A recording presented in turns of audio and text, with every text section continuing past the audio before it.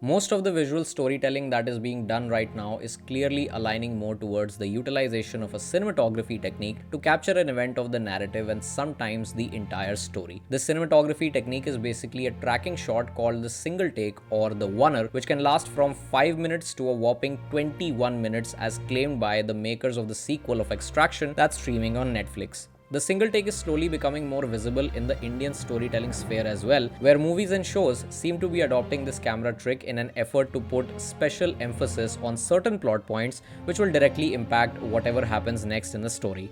A single take intends to lock the viewer's perspective by not cutting between different camera angles to capture different parts of a scene. There is just one camera that covers every area of the scene. It will be panning and tilting between different elements of the scene, but there will be no cuts whatsoever. And that's why it is ultimately a kind of tracking shot where you are tracking the movements of either a single character or multiple characters, depending on how you have designed the entire setting of the scene in your narrative. Last year, I made a video essay on The Family Man that talked about how the makers choose the single take shot to utilize time and space in sequences both from season 1 and season 2. I'm glad that I was right about the time and space aspect, but as I learned more about this particular kind of tracking shot, I realized it is not appropriate to actually call it a single take.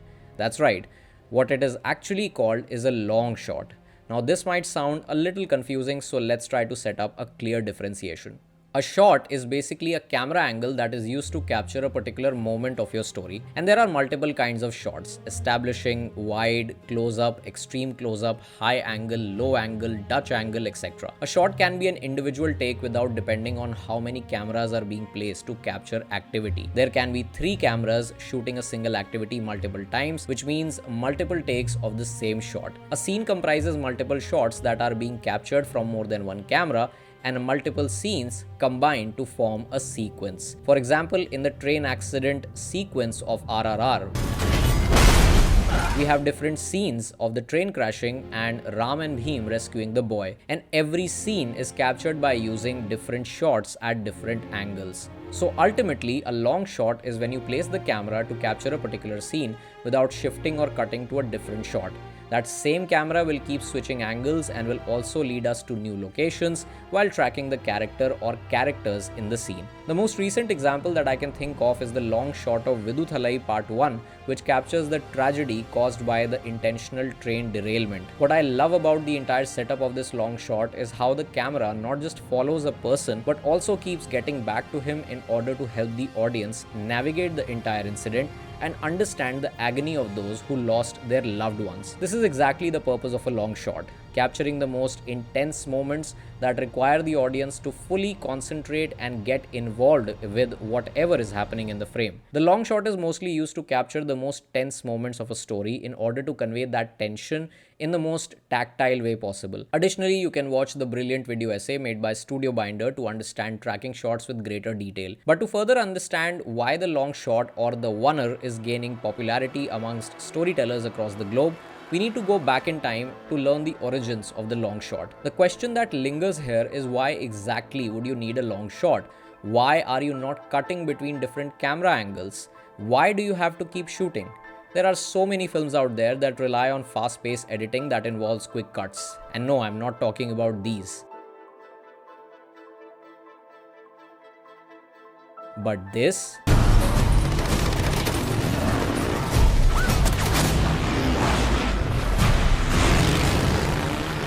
and probably the most unforgettable one.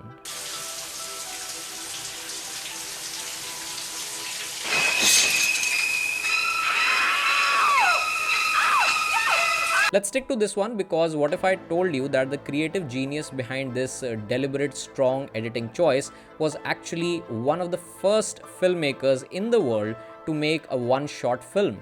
Yes, I'm talking about the master of suspense Alfred Hitchcock, who employed the long shot for the entirety of his 1 hour 20-minute film Rope, released in 1948, which was also his very first motion picture in color. But the need to shoot long shots or long takes was actually adopted due to the limitations of shooting motion pictures with sound. Nobody wanted to cut during a scene, and a longer take was preferred because the sound had to be recorded only by confining the camera to a soundproof booth, and the actors had to be placed exactly below the high fidelity microphone, and that's why there was no scope for errors. Eventually, the introduction of boom mics and sound blips for cameras made it easier to shoot a motion picture with sound. Coming to Hitchcock, he was inspired by Patrick Hamilton's 1929 stage play Rope's End, whose presentation of a story in real time left Hitchcock amazed and inspired to adapt the play by shooting it with a long continuous shot. The play, La pièce, played in its own time. jouée dans It son was propre temps. continuous action from the moment the Il y avait une curtain action went up. continue And du when moment it que le rideau se finished. levait jusqu'à ce que ça se blessait. And I got the idea Et j'ai eu l'idée that how can I que technically comment est-ce que je peux techniquement treat this traiter in a similar thinking ceci that dans the la... technique should play without a break. In other words, C'est-à-dire there's no break in qu'il n'y a pas anywhere in the d'interruption à storytelling. nul endroit de l'histoire It starts at 7:30 qui commence à and 7h30 finishes about et se 9:15. termine à 9h15. I got this crazy idea of Et saying, j'ai well, conçu cette idée un peu maybe if I folle. could do it in de one dire, shot, Mais the si je pouvais whole faire ça en une film. seule prise, le film entier. And since the story takes place from sunset to darkness, Hitchcock decides to partner with Technicolor to highlight the importance of this transition of time in a more effective manner, as, in his words, it was of vital dramatic importance to the story. And since you could only film 9 or 10 minutes of footage at a time during those days, he decided to divide the entire film into equal segments. Each of those segments will be a single shot of 9 to 10 minute footage using a single reel. But wait, we are talking about shooting a movie in a continuous long shot, right? So in order to hide the time taken to change the reels, Hitchcock, along with his cinematographers, art directors and set designers, carefully crafted a narrative choreography that introduced the concept of ghost cuts, which now have become the building blocks to create a long shot. A ghost cut is used to join two different shots by creating common visual elements that act as breaks for an editor to make them look like parts of the same continuous shot. Ghost cuts are something not hard to notice.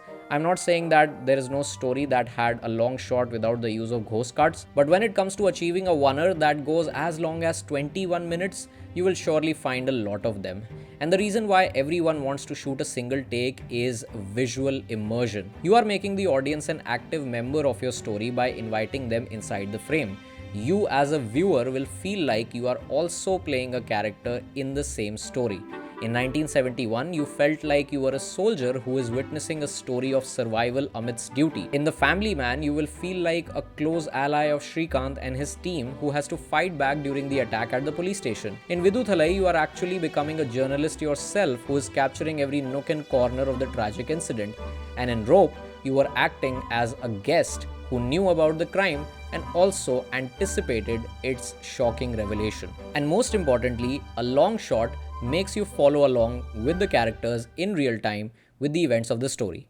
In the end, every storyteller intends to hook the audience from start to finish, and a single take can be a great cinematography technique to ensure that the audience doesn't even get a chance to blink.